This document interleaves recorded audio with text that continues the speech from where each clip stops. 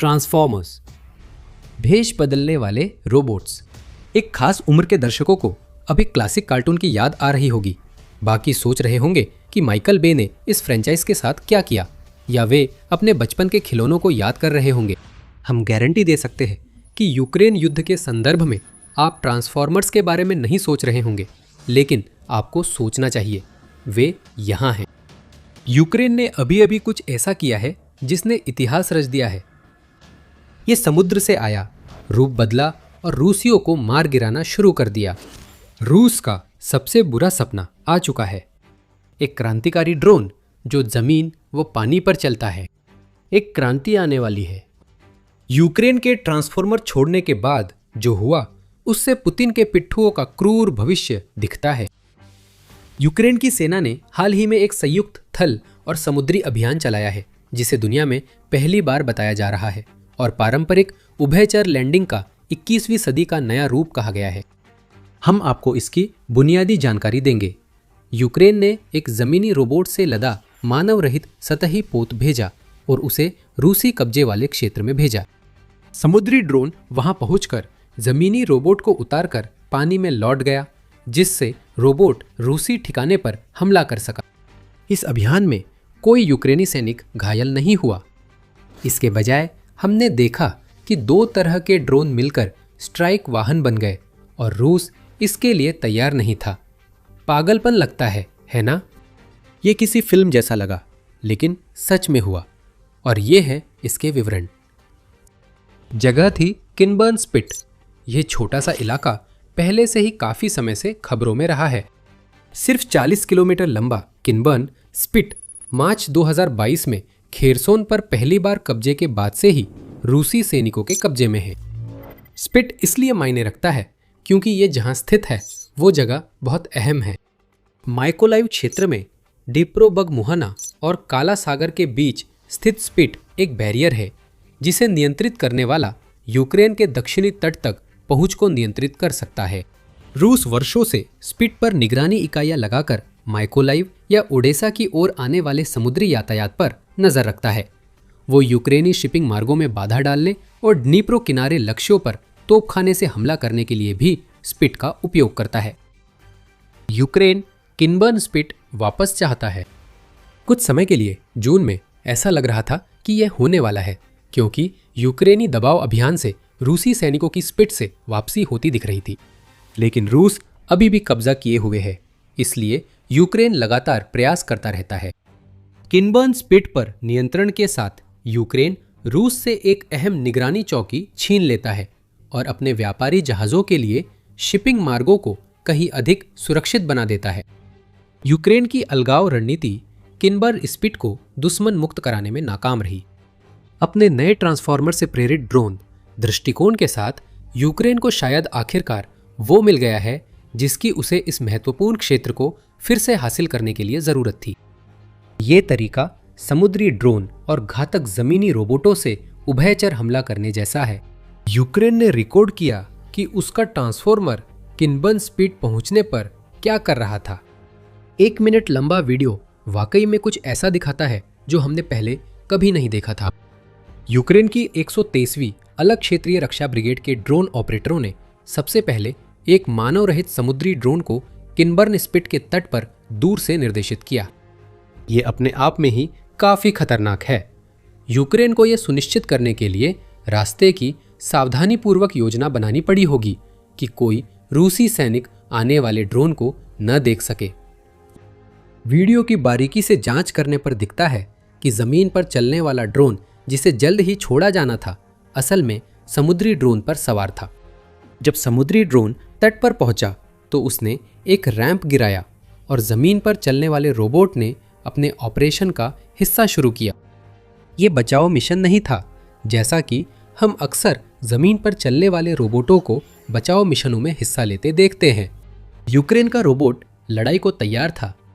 जैसे ही robot drone से दूर जाता है, हम देखते हैं कि उस पर एक मशीन गन, शायद पीकेटी, लगी है।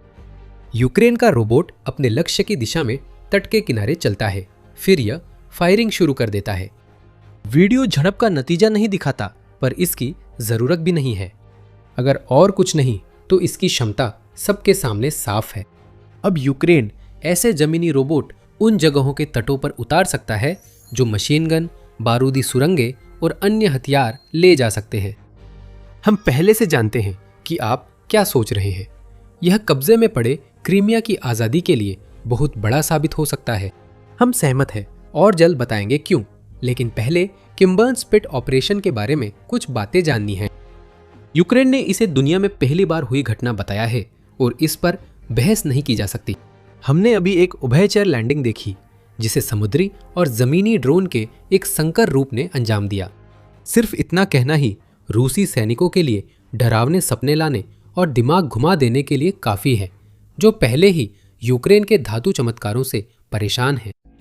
बिजनेस इनसाइडर इसे युद्ध में मानव रहित प्रणालियों के उपयोग में अहम विकास मानता है। हम उस आकलन से असहमत नहीं हो सकते और कहेंगे कि इससे युद्ध के नौसैनिक पहलू पूरी तरह बदल जाते हैं।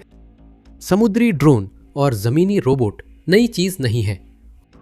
यूक्रेन महीनों से जमीनी रोबोट का उपयोग ऑपरेशनों, निकासी, लॉजिस्टिक्स और लड़ाकू मिशनों में कर रहा है।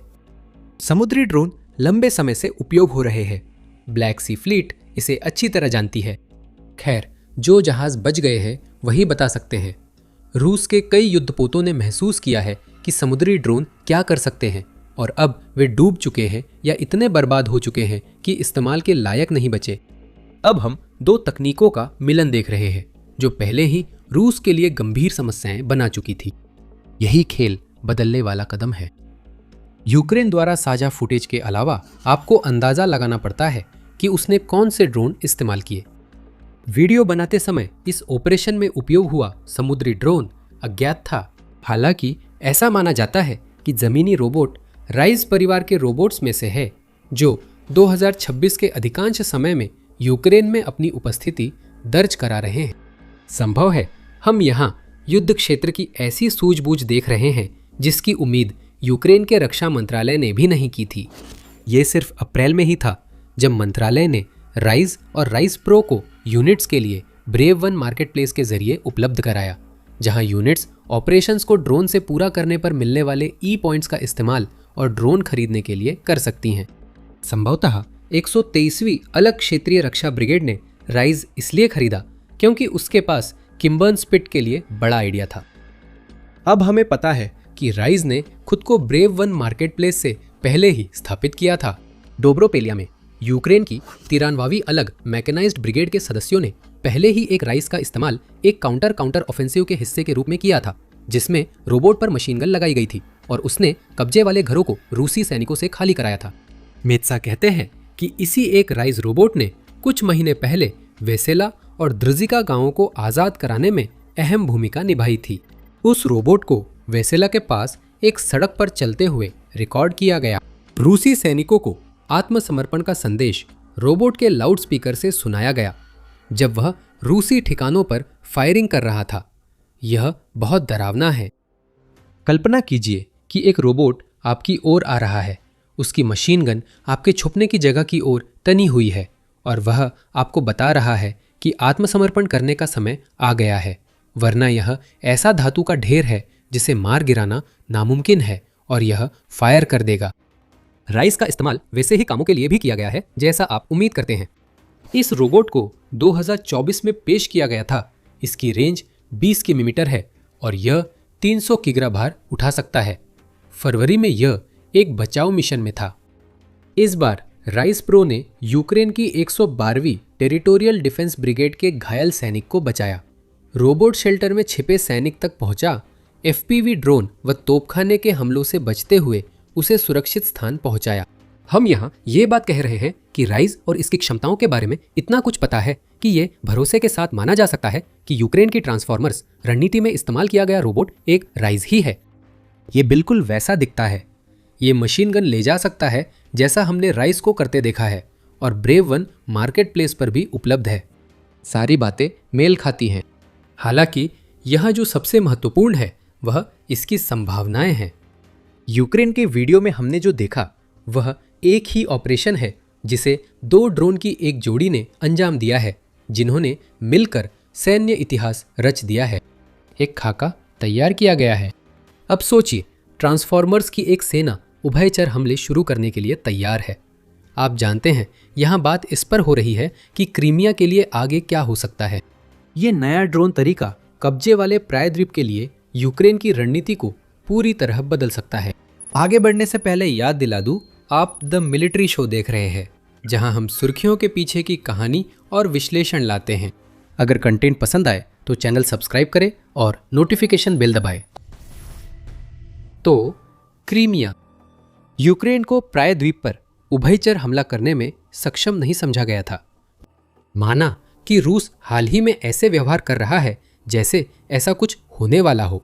जैसे ही यूक्रेन अपनी रणनीति जारी रखता है, जिसमें वह क्रीमिया को अलग थलग करने के लिए जमीन पर ईंधन और आपूर्ति ट्रकों और काले सागर और अजोव सागर में जहाजों पर हमले करता है, साथ ही क्रीमिया और कब्जे वाले इलाकों में लॉजिस्टिक केंद्रों को भी निशाना बनाता है, रूस के सैन्य योजनाकार चिंतित हो गए हैं। आरबीसी यूक्रेन के अनुसार 3 जुलाई को क्रीमिया में रूसी इकाइयां उभयचर हमले की रोकथाम के लिए विशेष स्टाफ अभ्यास कर रही है और तटीय रक्षा मजबूत कर रही है। लेकिन पारंपरिक रूप से ऐसा हमला संभव नहीं लगता। एक तो यूक्रेन के पास मुश्किल से ही नौसेना है और निश्चित रूप से उसके पास इतने लैंडिंग जहाज नहीं है कि वह क्रीमिया में पर्याप्त संख्या में सैनिक भेज सके ताकि बलपूर्वक प्रायद्वीप को वापस लिया जा सके। यहाँ तक कि अगर जहाज समस्या नहीं भी होते तो भी यूक्रेन को क्रीमिया को मुक्त कराने के लिए दसियों हजार, अगर नहीं तो 1 लाख या उससे भी ज्यादा सैनिक लगाने पड़ते, ये मानते हुए कि वह उसी तरह का उभयचर हमला करता जैसा रूस उसे रोकने के लिए तैयारी कर रहा है।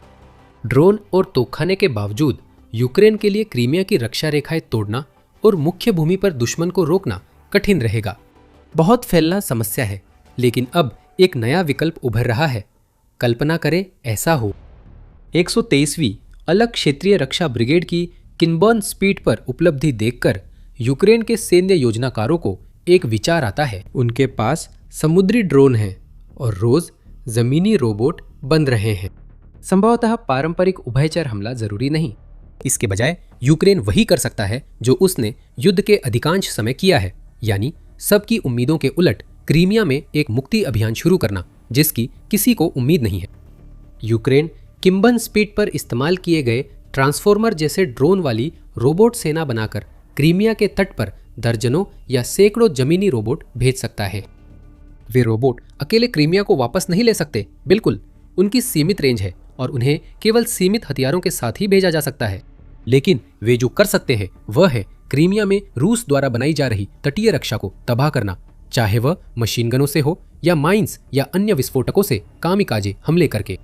ये विचार नहीं है कि क्रीमिया का तट पूरी तरह साफ हो, इसके लिए हजारों ट्रांसफॉर्मर्स चाहिए। इसके बजाय यूक्रेन इस तरीके का इस्तेमाल तट के कुछ हिस्सों को साफ करने के लिए कर सकता है, जिससे वो विशेष बलों की टीमों को क्रीमिया में भेज सके, जहां वे टीमें ऑपरेशन कर सके, ताकि वे सैनिकों की पोजीशन, वायु रक्षा प्रणालियों और अन्य अहम लक्ष्यों को निशाना बना सके।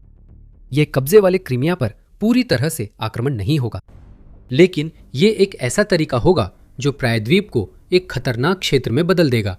ऐसे समय में जब यूक्रेन पहले से ही अपने रसद नाकाबंदी कार्यक्रम के जरिए क्रीमिया को अलग थलग कर रहा है, यह एक व्यापक रणनीति का हिस्सा हो सकता है। अलगाव नीति से क्रीमिया में ईंधन की भारी कमी और यूक्रेन द्वारा सबस्टेशनों पर हमले से प्रायद्वीप में बार बार बिजली गुल हो रही है। क्रीमिया के कब्जाधारी पहले से ही डर गए हैं। जो जगह रूसियों के लिए एक आलीशान ठिकाना मानी जाती थी, अब युद्ध क्षेत्र बन गई है। यूक्रेन इसे जानता है। ये यहाँ तक कि कर्च पुल पर हमला करने से भी इसलिए पीछे हट रहा है, इसलिए नहीं कि ब्रिज को मारा नहीं जा सकता, बल्कि इसलिए कि यूक्रेन चाहता है कि क्रीमिया के कब्जाधारी पुतिन की उन्हें सुरक्षा देने में पूरी तरह विफलता का प्रतीक बनकर रूस वापस भाग जाए। यूक्रेन के मानव रहित प्रणालियों के बल के कमांडर रॉबर्ट ब्राउडी ने बहुत अच्छे से कहा है, अगर आपने ध्यान नहीं दिया तो हम क्रीमिया ब्रिज को छू भी नहीं रहे हैं। उन्हें वहां से साला भागने दो। उन लाखों लोगों को उस छोटे से ब्रिज से लगातार अपने रूस वापस भागने दो, बिना रुके। अगर यूक्रेन समुद्री ड्रोन और किलर रोबोट्स द्वारा किए गए उभयचर हमलों को इस पहले से ही विस्फोटक स्थिति में जोड़ देता है तो हम पलायन देखेंगे। रूस को जान बचाकर भाग रहे लाखों शरणार्थियों से निपटना होगा, खासकर जब क्रीमिया के कब्जाधारी जानेंगे कि रोबोट्स के पीछे यूक्रेनी सैनिक आ रहे हैं जो दूर से ही उनकी जिंदगी मुश्किल बना रहे हैं। शायद हम इस परिदृश्य को लेकर कुछ ज्यादा आगे की सोच रहे हैं, लेकिन जो हमने अभी यूक्रेन को करते देखा है उसमें संभावनाएं हैं।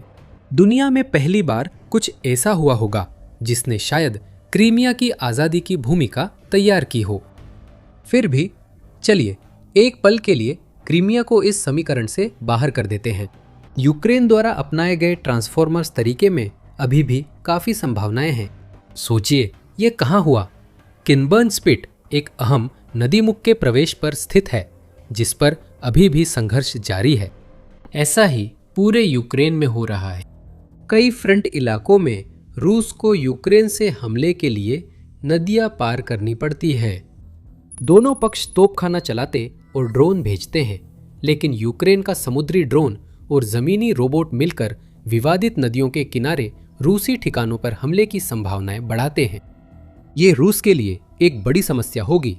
नदी पार करना रूस के लिए पहले से ही काफी मुश्किल साबित हुआ है, क्योंकि ये प्राकृतिक बाधाएं आसानी से बचाव की जा सकती है, चूंकि पार करने के स्थान बहुत कम और दूर दूर होते हैं, जिससे यूक्रेन किसी भी जगह पर जहां रूस पार करने की कोशिश करता है अपने ड्रोन और तोपखाने को केंद्रित कर सकता है।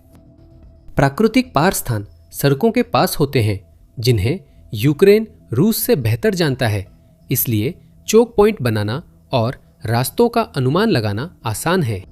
जैसा कि फोर्ब्स ने बताया है, रूस को अक्सर नदी पार करने के लिए जोड़ तोड़कर बनाए गए पंटून बनाने के लिए मजबूर होना पड़ा है, जो एक खतरनाक काम है और इससे पुतिन की सेना निर्माण के दौरान और पार करने की कोशिश करते समय दोनों ही स्थितियों में खुली रह जाती है। अब इसमें यूक्रेन के नए ट्रांसफॉर्मर्स भी जोड़े। पुल बनाने या उन्हें पार करने की कोशिश कर रहे लोगों पर हमला होते हुए यूक्रेन रूसी ठिकानों पर हमला करने के लिए नदियों के पार ग्राउंड रोबोट भी भेजना शुरू कर सकता है। आक्रमण और रक्षा का संयोजन पहले से ही चुनौतीपूर्ण नदी पार को लगभग असंभव बना देगा। कौन जानता है, यूक्रेन ग्राउंड रोबोट से रूसी सेना को इतना पीछे धकेल सकता है कि उसकी सेना कब्जे वाले किनारों तक पहुंचकर नदी पार करने का मौका पा सके। ये यूक्रेन की नई रणनीति से निकला एक और संभावित परिदृश्य है। अगर अटकलों से हटे तो किम्बर्न स्पिट पर यूक्रेन की उपलब्धियां दिखाती है कि ग्राउंड रोबोट्स का विकास लगातार हो रहा है और यह ऐसे रुख में बढ़ रहा है जिसकी किसी ने उम्मीद नहीं की थी।